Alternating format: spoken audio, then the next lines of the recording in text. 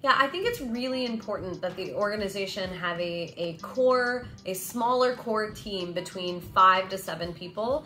That is a team that can, really get things done.